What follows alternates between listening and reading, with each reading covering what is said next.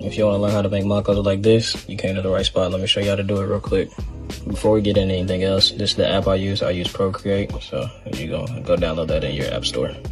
Next, we're going to go over here, hit the plus. We're going to make a 4,000 by 4,000. How you do that is we hit the plus up here. You put 4,000 by 4,000 in here by 300 DPI.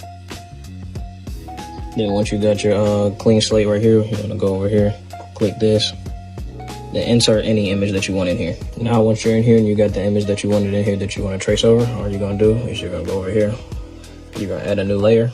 Then with the layer right here that you're about to trace over, you're gonna turn down the opacity to about like 30.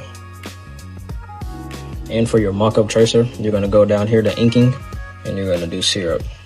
And also a nice little tip for you guys, you're gonna go in here, click this up here, go over here, then you're gonna go to pressure and smoothing, and you're gonna turn it up to about 75, and it'll help your brush stay more stable. Once you guys finish drawing over your mock-up, you're gonna go over here, you're gonna delete this layer, you're gonna add a new layer, then you're gonna drag this layer right here under the outline layer.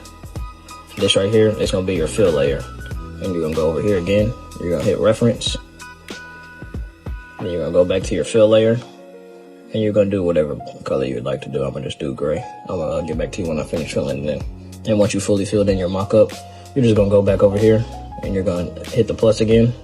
This right here is gonna be your shadow layer.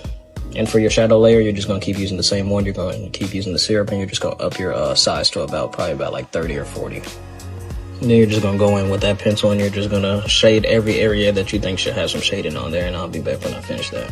And once you're in here and you finish adding all your shading, you're just gonna go over here. You're gonna go to Gaussian blur, and you're just gonna adjust it to however much you think looks the best.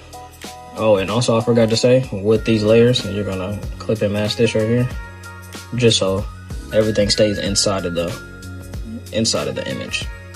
And then next, we're gonna add our texture layer. So we're gonna just hit the plus. Make sure it's under your shadow layer though. I am going to be dropping a fully customized brush pack that I made myself whenever I do hit 5K followers. And once you got the texture that you want to use on your hoodie or whatever design that you're making, you just simply go over it with the texture, and it completely transforms it into something else. Makes it look way more realistic. And with your texture right here, you're gonna go here, you're gonna duplicate it, and with the second one, you're gonna invert it. And you're gonna go up here and you're gonna go to hit flip horizontal. And you see how much it changes. And then with this white layer right here, we're just gonna lower the opacity down a little bit to however much you think looks the best. Then we're just gonna do one more thing to this real quick. We're just gonna go here again, click the plus one more time, change this to white. Then we're gonna add the stitching that we want. And when you're doing your stitch layer right here, make sure it's not clipping mask. Make sure you put this right here. Make sure you put it above everything else so it actually looks like white stitching and it's not blending in with your other design. And it's actually looking like this. And that right there is just some simple stitching that you can do.